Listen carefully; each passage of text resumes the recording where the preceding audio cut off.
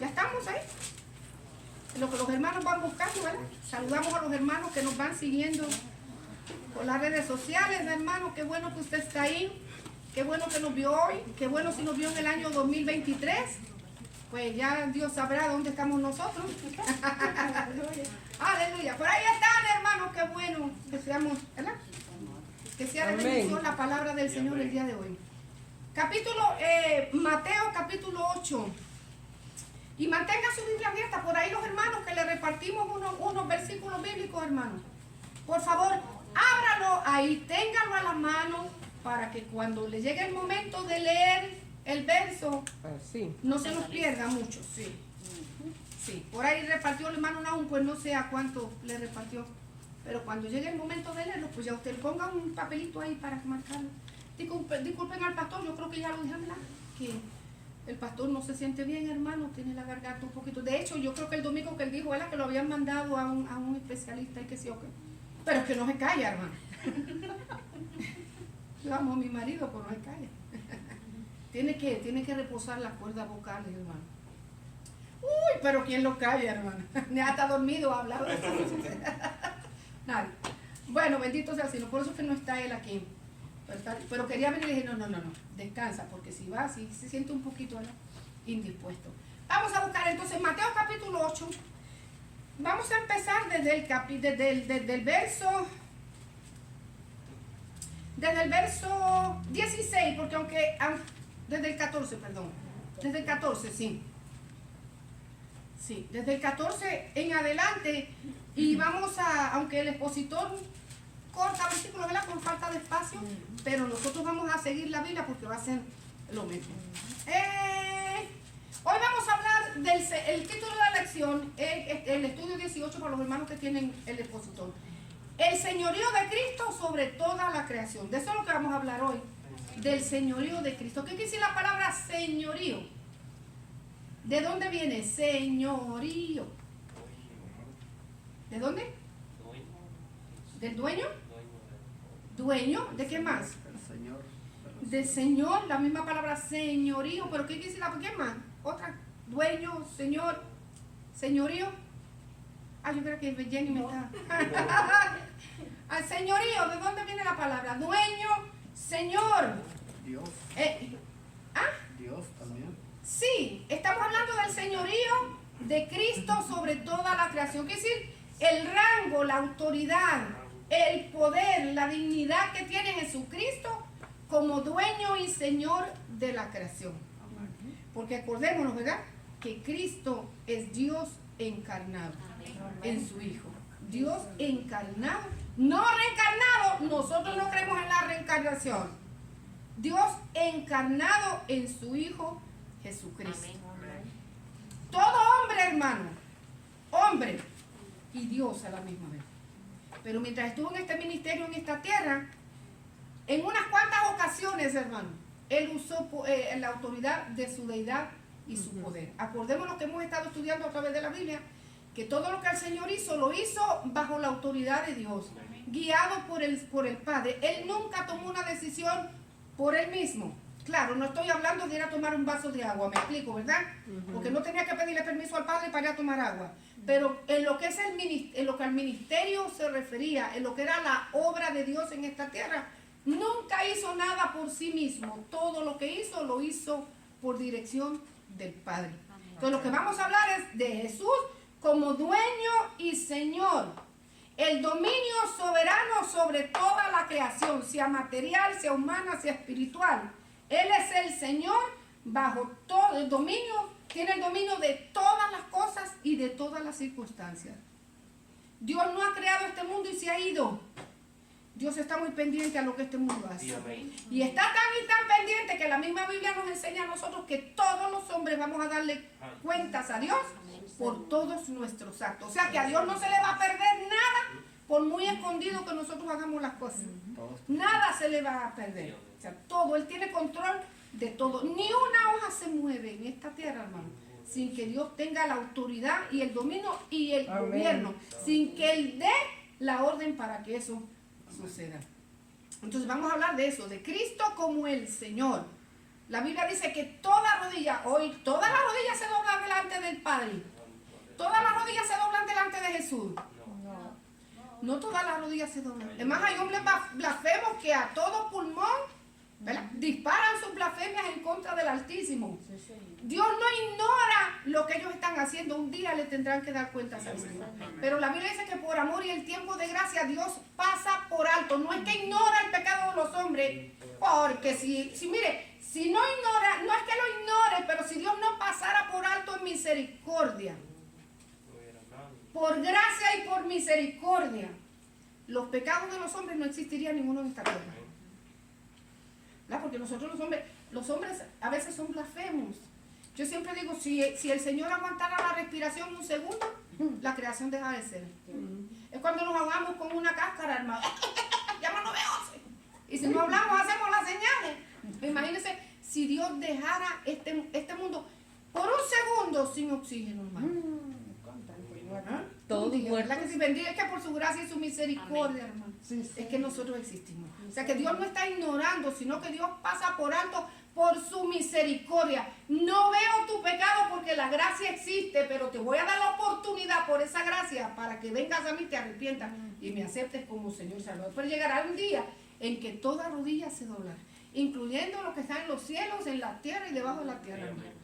Todo el mundo doblará sus rodillas delante. ¿Para qué? Para reconocer precisamente esto, el señorío de Cristo sobre toda la creación. La verdad central dice, el poder de Jesús sobre la vida física, la naturaleza y el reino de los demonios es un testimonio irrefutable de su divinidad. Lo que la lección nos va a enseñar hoy es que a que podamos entender, ¿verdad?, la capacidad humana que tenemos con la sabiduría del Señor. Que Él tiene dominio sobre la vida física, que Él tiene dominio sobre la naturaleza, porque Él la creó, Él es el creador, y tiene dominio sobre el reino de los demonios. Sí lo tiene, hermano. Sí lo tiene, sí lo tiene. Aunque el mismo Jesús reconoció que el diablo es el príncipe que opera en los aires, no dijo que era rey ni gobernaba, dijo que era el príncipe de las tinieblas. El príncipe que opera en este mundo, no en el mundo físico donde vivimos, ¿verdad? No en el cosmos, sino en la era en la cual nosotros estamos viviendo. Son dos cosas distintas. El dueño y señor de este mundo, de la esfera, del mundo que nosotros conocemos, de la tierra, de la creación, es el Señor. Pero sí opera en lo que es la era en la cual estamos viviendo. Entonces, Él reconoció su poder, sí tiene, limitado pero lo tiene. Es el príncipe de las tinieblas, tiene un reino, pero no quiere decir que ese reino no se someta a la autoridad del Dios Todopoderoso. Llega el momento que se tiene, siempre se ha sometido, hermano. Lo que pasa es que Dios tiene un plan establecido para el universo, para los hombres, por todas las edades, y lo va a llevar a cabo a su tiempo y en su momento. Amén. ¿Cuántas veces la iglesia ahora ve al Señor Jesús y todavía no ha llegado? Porque el momento de él llegar viene, hermano. No sé si ustedes miraron las noticias esta semana, no me acuerdo si fue el domingo o el lunes, estaba viendo las noticias. Vean las noticias, hermano, muy importante. Estaban hablando de la recesión que viene a la vuelta de la esquina. No hay otra cosa que nos esté preocupando al mundo, la recesión que viene. O sea, que los mismos noticieros nos están diciendo que en la condición en la cual se van desarrollando los eventos de este universo, a la luz de la Escritura, eso no son noticias, no esos periódicos de ayer, porque a la luz de las Escrituras ya Dios nos dijo que cuando la venida de Cristo estuviera más cerca, todas estas cosas iban a acontecer. Es que han acontecido siempre, se han acontecido siempre, pero no con la magnitud ni la fuerza, ¿verdad?, de las cosas que están sucediendo el día de hoy. Usted quiere decir que Cristo viene pronto. Amén, ¿lo cree, hermano? Cristo viene pronto. Okay. El poder soberano de Jesucristo abarca todos los ámbitos, y la palabra ámbito, entre paréntesis, le puse todos los espacios de la creación.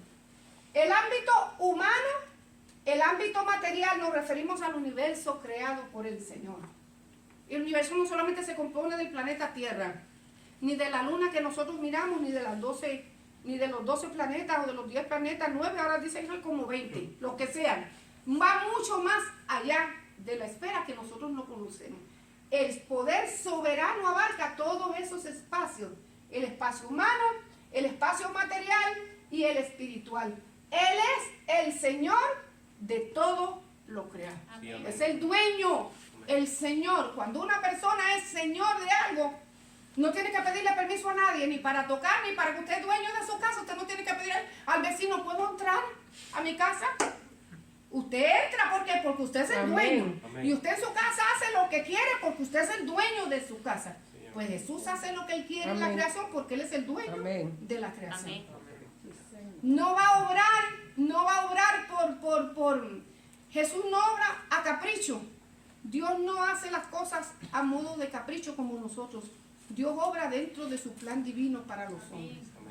Lleva, porque Dios tiene un plan para todos los hombres, hermano. Sí, Señor. De nosotros los hombres está descubrir cuál es. El primero, ¿cómo lo voy a descubrir? Aceptándolo como mi Señor y mi Salvador. Sí, amén. Segundo, buscando de su presencia y Él nos va a revelar para qué nacimos. Porque todos los hombres tienen un propósito escrito. Ya vienen, hermano, con el propósito de Dios establecido. Pero en nosotros está que se cumpla o no se cumpla. Se va a cumplir si nosotros le buscamos y le dejamos que Él nos dirija. Amén. ¿Ok?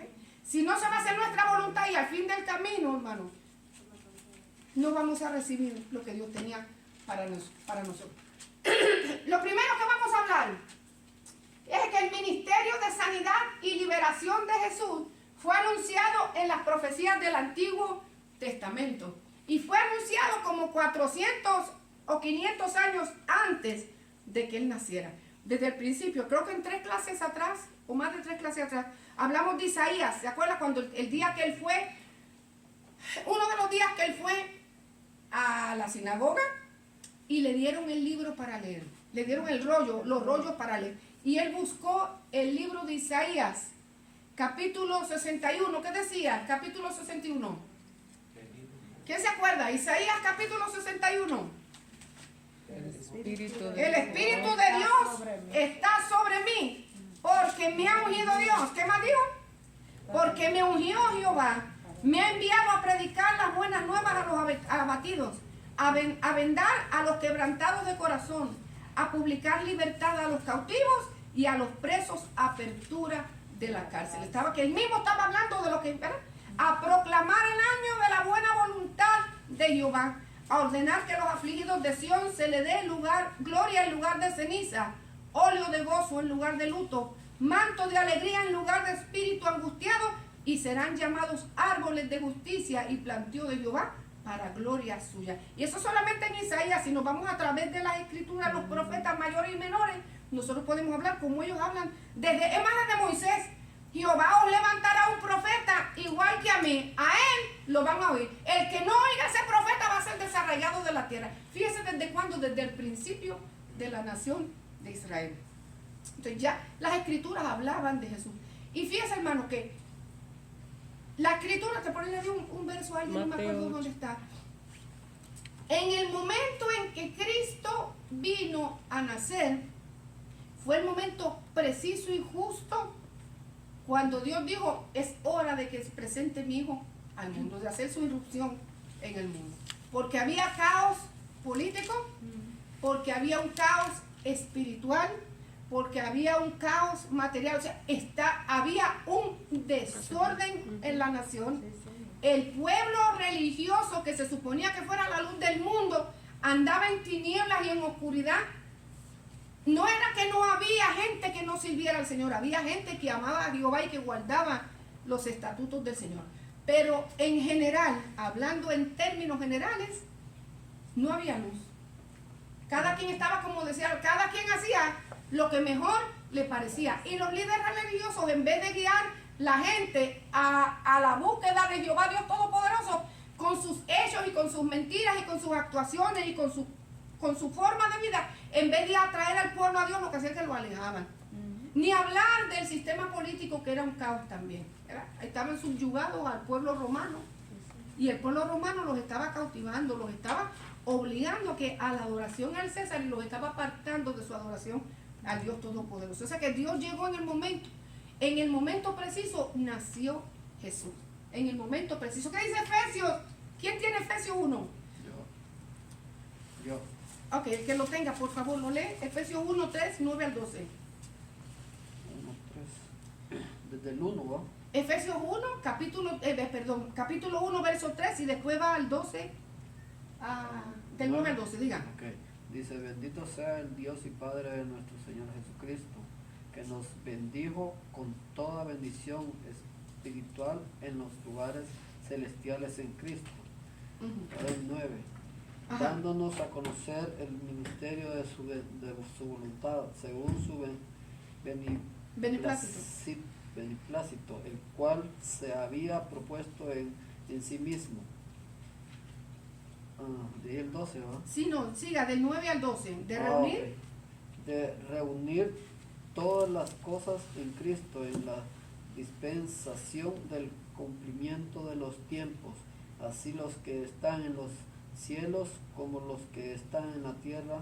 En él asimismo tuvimos herencia, habiendo sido predestinados conforme al propósito del que hace todas las cosas según el designio de su voluntad, a fin de que seamos para alabanza de su gloria, nosotros los que primeramente esperábamos en Cristo.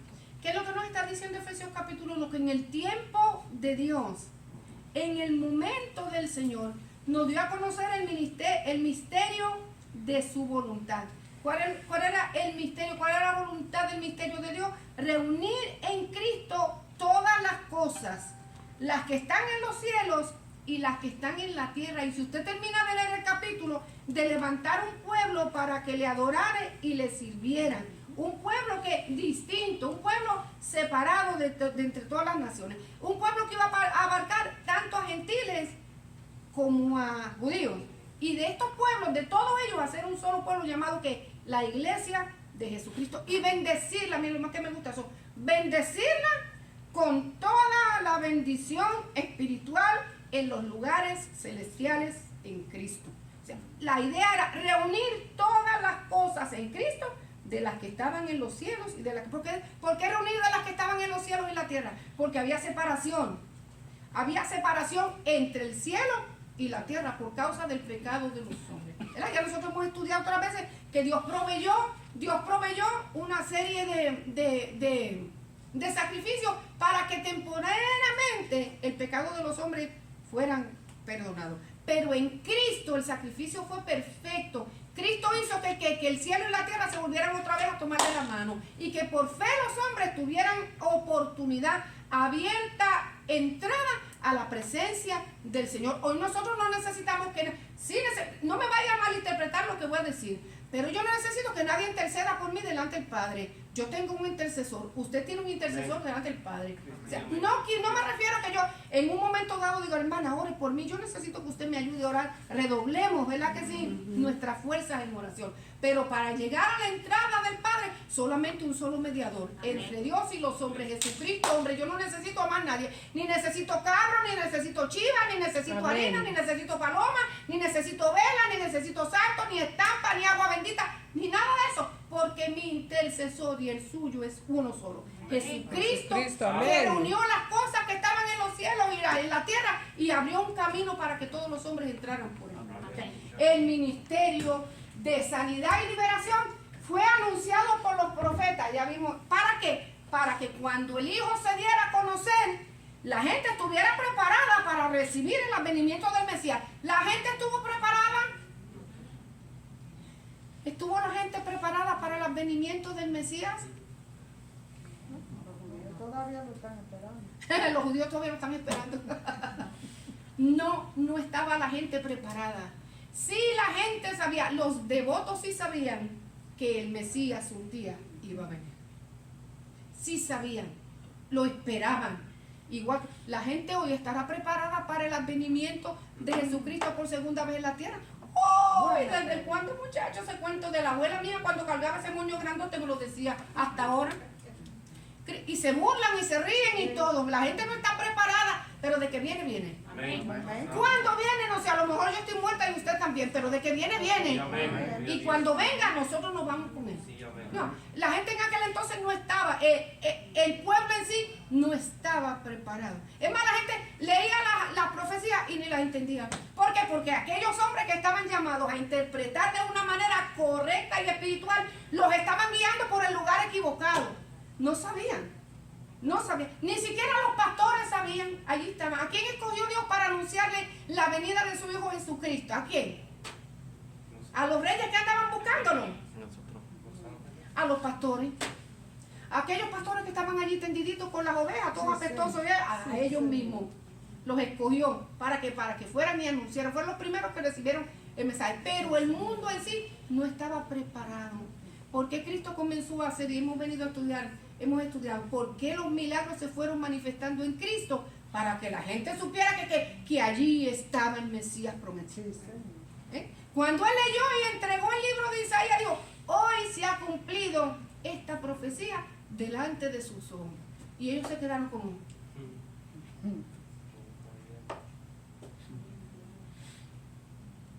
Así está la gente hoy. Pero sí, el ministerio de sanidad y liberación del Señor, todo lo sucedido en la vida de Cristo fue establecido por la gracia previsora del Padre para todas las generaciones. Gálatas capítulo 4, ¿quién lo tiene? Dice, los estoy llevando por la Biblia, hermano, no cierren su Biblia, Gálatas 4. Pero cuando vino el cumplimiento del tiempo, Dios envió a su Hijo, nacido de mujer y nacido bajo la ley, para que redimiese a los que estaban bajo la ley, a fin de que recibiésemos la adopción de hijos. ¿Cuándo fue? Cuando vino el cumplimiento del tiempo de Dios, entonces el Padre envió a su Hijo nacido de una mujer y bajo las leyes establecidas en el Antiguo Testamento, para que con un propósito, ¿para qué? Para que redimiesen a los que estaban bajo la ley. No solamente los judíos, todos los hombres estábamos bajo la ley. Todos los hombres bajo la ley. A fin de que recibiéramos la adopción de hijos. ¿Cuántos son hijos?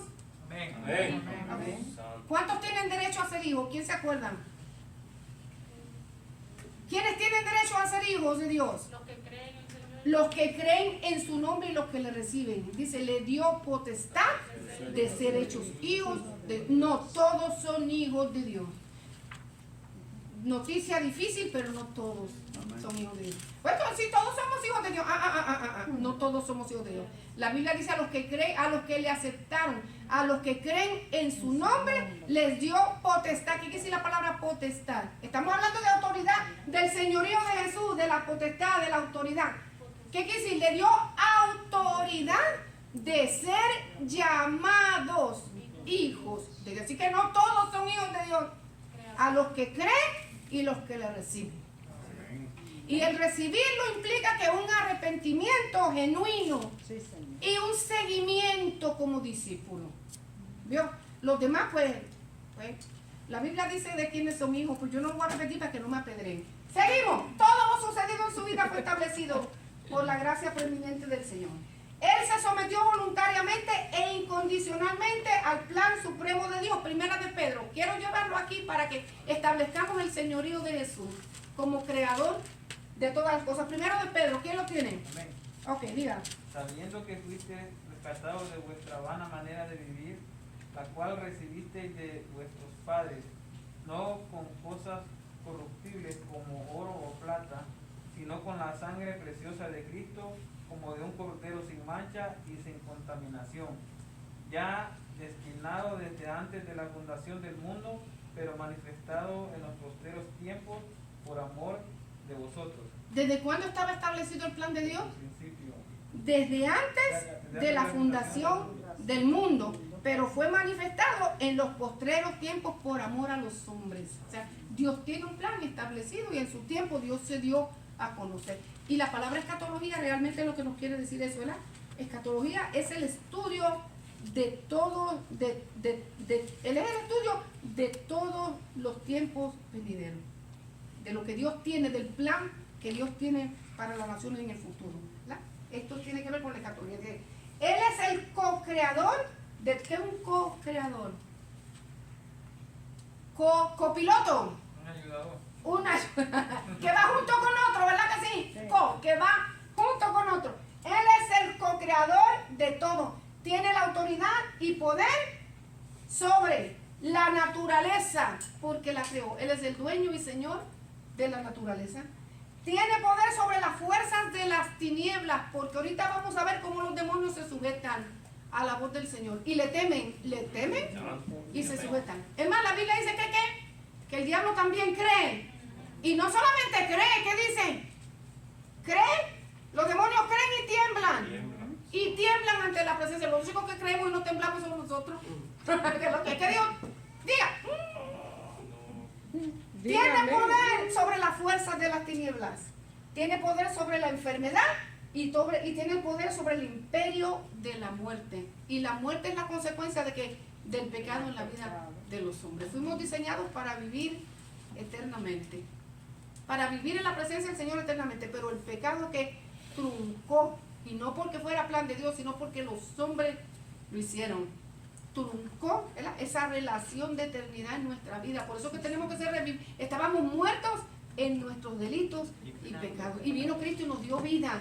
Este carapacho, lamentablemente este carapacho se lo van a comer los gusanos. No importa cuánto bálsamo le pongan, no importa cuántas inyecciones de formol le inyecten, no importa. Mira, pueden ir hasta donde los egipcios, que eran los maestros en embalsamar. Y este carapacho se va a convertir en ¿qué? En tierra.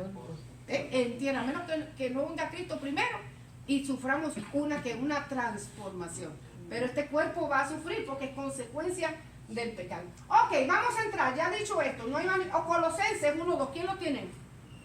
Colosenses. No, perdón, Colosenses lo tengo yo, perdón.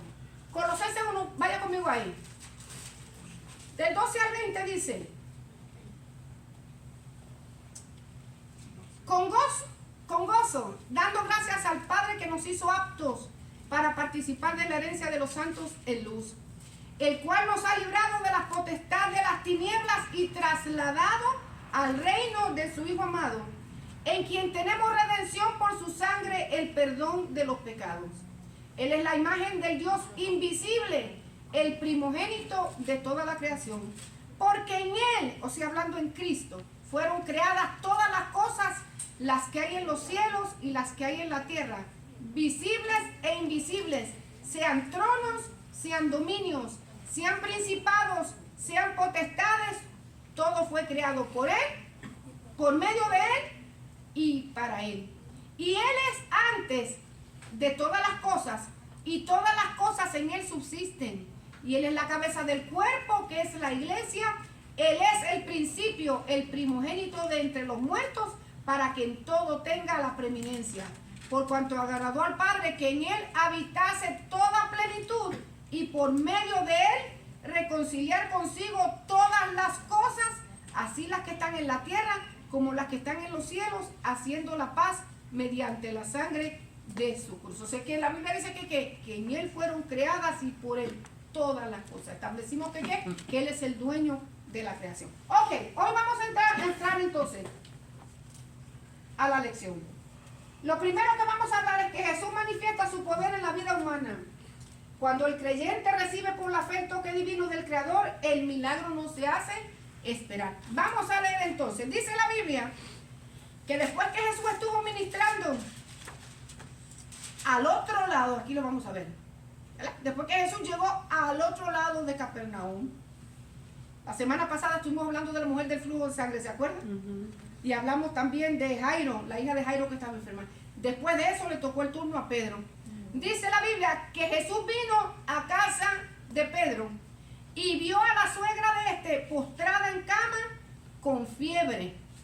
En otro capítulo, en Lucas dice que tenía una gran fiebre, ¿verdad? Eso es lo que dice, tenía quiere decir que cuando en el cuerpo hay fiebre es porque hay una infección. Y si hay una fiebre terrible, tiene que ser, a más grande la fiebre, mayor es la infección en cualquier órgano. La cuestión es que la señora ya era mayor y estaba postrada en cama con una gran fiebre. Asumimos que puede ser una gran infección o algo grave le estaba sucediendo. Y dice que Jesús tocó su mano y la fiebre la dejó y ella se levantó y le servía. La razón por la cual muchos no son bendecidos con un milagro, y esto hermano es claro como el agua. La razón por la cual muchos no son bendecidos con un milagro es porque no están dispuestos a servirle a Dios en agradecimiento ni con su testimonio. Y eso nosotros lo vemos. ¿Por qué mucha gente no recibe un milagro de Dios? No creo. Primero tal vez porque no creen. ¿Por qué más? ¿Por qué más usted piensa que mucha gente no recibe un milagro? Porque no creen. La semana pasada dimos la escritura que sin fe es imposible agradar a Dios. Siempre digo porque la el que le busca desobediencia. creer hay que creer. ¿Por qué? Por la desobediencia también. Por desobedientes que son. Es Porque no le posible van a que dar corran. la ¿Por qué gloria, más? Porque no le van a dar la gloria a Dios. Porque no le van a dar la gloria al Señor. ¿Por qué más? Incredulidad. Por incredulidad. Porque otra cosa, mucha gente busca milagros y no lo reciben. Y no persisten Porque no persisten en qué. en la oración. Porque no son persistentes en la oración, en la búsqueda. ¿Y por qué más? Porque no vienen humildes delante de la presencia de Dios. Porque no vienen humildes delante de la presencia del Señor. ¿Y por qué más? Impacientes. Porque son Oiga, mire, todas las razones por qué una persona no puede recibir, a veces no Porque lo recibe. quieren recibir al momento y no esperan a que Dios le dé el Por milagro. impacientes, porque no reciben. Por la falta de Está fe. bien, por la falta de fe. ¿Por qué más piensan? Por no creer. Porque a veces no están dispuestos a seguir al Señor.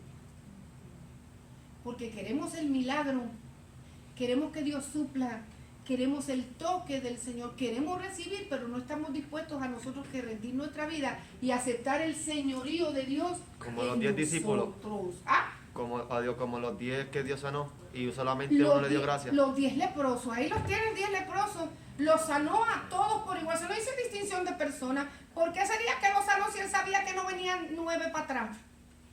¿Por qué los sanó si sabía que 9 no iban a regresar? Porque los ama de igual manera. Para mostrarle que Dios es misericordia y los ama de igual manera. Jesús sabía que no iban a venir. No tiene Para una excepción de enseñanza al personas. pueblo y una enseñanza a los discípulos. Para una enseñanza al pueblo y una enseñanza a los discípulos. No todo el que viene delante del Señor a buscar un milagro está dispuesto a servirle de corazón en agradecimiento. Muchos son los que reciben. Cuando vinieron, se fueron todos, fíjense, todos los leprosos fueron camino a donde estaba el templo. El Señor le dijo, vayan y preséntense al sacerdote. En el camino comenzaron a ser limpios. Es como Dios trabaja de una manera distinta. El Señor trabaja de una manera distinta. ¿Por qué? Porque Él manifiesta su poder en la vida humana, su poder creativo, su poder sanador. No tiene límite el Señor. Vayan y preséntense al sacerdote. Cuando llegaron todos al sacerdote, todos estaban limpios. Todos estaban limpios y todos estaban sanos. Cada uno agarró su camino. Ya recibí de Dios, eso es todo lo que yo quiero. Eso no me busqué, ya estuvo. A conveniencia. Pero uno de ellos, y para colmo, no era ni judío. Ni era judío. Se regresó y dijo, no, yo estoy agradecido de Dios. Estoy agradecido de Dios. Y vino y se postró a darle gracias al Señor. Y el Señor, no es porque lo sorprendió, donde él sabía que ya los 9 estaban en Ujilanga, hermano. Ya los 9 ya habían llegado a su casa. Una bayolla. Ya a saber a dónde se habían metido. Porque es así. Pero recibí, uno dijo, y no eran 9. Digo, no eran 10. Solamente este. Y está vino a pasando darle ahora gracias. también en la actualidad. Ahora mismo. Así está la gente en la actualidad. Mire, la gente en la actualidad quiere el beneficio de Dios. ¿Por qué? Porque sabe que Dios es misericordioso. Gracias, Dios, no te preocupes. Porque sabe que Dios provee, porque Dios es misericordioso, porque sabe que es humano. Pero eso no nos exime a nosotros de que un día nosotros vamos a tener que darle, porque la gente no entiende que vamos a tener que darle cuenta a Dios por el beneficio que hemos recibido. ¿Qué hicimos con eso? Muchos son los que vienen, hermano, pero no todos reciben. No todos reciben, porque es que Dios conoce los corazones. Y Dios sabe lo que hay adentro. Y Dios sí da. Y cuando da es para que, por ejemplo, a otros. Yo lo hice, pero no piensen que mire, yo siempre miro el entender a alguien. Y yo miro la bendición y mira, hermano, yo oro al Señor. Mira a tu sierva Mayra. Es lo primero que viene a mi mente. Mira a tu sierva Mayra. Acuérdate de tu sierva Mayra. ¿Sabes lo que yo le quiero decir? Acuérdate de tu sierva Mayra. Acuérdate de dónde está esta con ella. Y acuérdate de tu sierva Mayra, Padre. usted es santo, usted es justo, usted es justo. Porque es que a mí me da tristeza, hermano, cuando yo veo a alguien que recibe un milagro de Dios y lo tiene como por poca estima, cuando es algo tan maravilloso, ser madre y tener mi hijo, que yo no podía tener mi hijo, yo lo tengo, oígame, lo presento delante del Señor, de rodillas estuviera dándole gracias a Dios. Y no, hoy así le digo, Señor, acuérdese, mire y mire la fidelidad, mire y mire la fidelidad, papá. Yo tengo que ver eso antes de morir, mi hijo. Eso es así. No todos están dispuestos a recibir la bendición. Eso es lo que la gente quiere hoy, que el beneficio, pero no quiere el sacrificio, ni la dedicación, ni la entrega, ni la consagración. Yo creo que cuando yo recibo un milagro de sanidad, algo que realmente yo aprecio porque realmente lo necesité en mi corazón, es para darle gracias a Dios. Mire cuál fue. Namán se pudo haber ido para su tierra. Si yo me lo merezco, si yo soy Namán. De hoy en adelante, dijo, no voy a adorar a otro Dios que no sea. Es más, ni en mi tierra, de aquí denme una carga de mulas que yo voy a llevarme de esta tierra del Dios de Israel, de donde habita el Dios de Israel, para yo poder adorar al Dios de Israel de hoy en adelante. Y me perdone Dios si mi jefe, cuando yo voy al templo, o sea, y me arrodillo porque el viejo está pesado y tengo que ayudarlo a levantarse, pero que me perdone Dios porque no lo estoy haciendo delante del ídolo. Solamente delante de él le voy a hacer. Óigame, usted quiere un milagro como ese para darle gracias al Señor. Y era quien era, don Namán en su tierra. La mujer recibió la sanidad. ¿Y qué dice la Biblia? Y ella se levantó y le servía. Un ejemplo, hermano, de agradecimiento. Se levantó y le servía. Bendito sea el Señor por aquellos hombres y aquellas mujeres que reciben el milagro de Dios y hasta hoy le están sirviendo en gratitud de lo que ellos recibieron de parte del Señor. Porque según hay que decir una cosa, hay que decir la otra. Muchos han sido los que han recibido un milagro del Señor y de rodillas viven dándole gracias al Padre por el milagro que ellos recibieron. ¿Un milagro qué es? A ver, ¿quién se acuerda? ¿Es beberme una pastilla y que ya se me quitó el dolor? ¿Qué es un milagro? ¿Quién se acuerda? Algo sobrenatural. Es algo sobrenatural. Es la irrupción, ¿verdad?